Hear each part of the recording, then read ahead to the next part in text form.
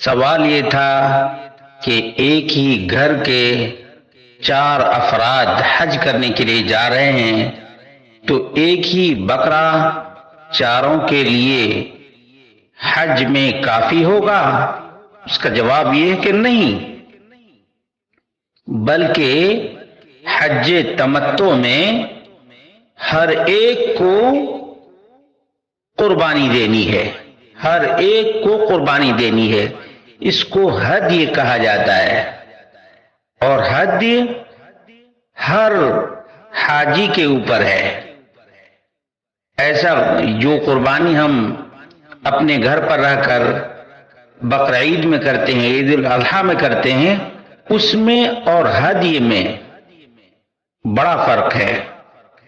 اضحیہ یعنی گھر پہ جو قربانی کرتے ہیں وہ پوری فیملی کی طرف سے ایک کافی ہے، لیکن ایک ہی فیملی کے کئی لوگ حج کرنے کے لیے آئیں تو تمام کو اپنی طرف سے ہدیہ دینا ہے، قربانی دینی ہے۔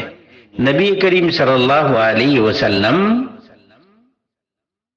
اپنی بیویوں کو ساتھ لے کر کے آئے تھے۔ آپ صلی اللہ علیہ وسلم نے اپنی طرف سے ایک اونٹ دیا اور بیویوں کی طرف سے گائے دی، گائے کی قربانی حج میں کی ہے۔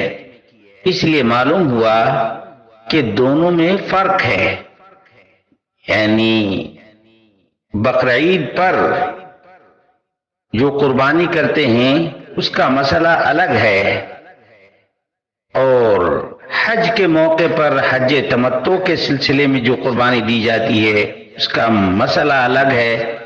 جتنے حج کرنے والے آئیں گے تمام کو حج تمتع میں الگ الگ قربانی دینی ہے۔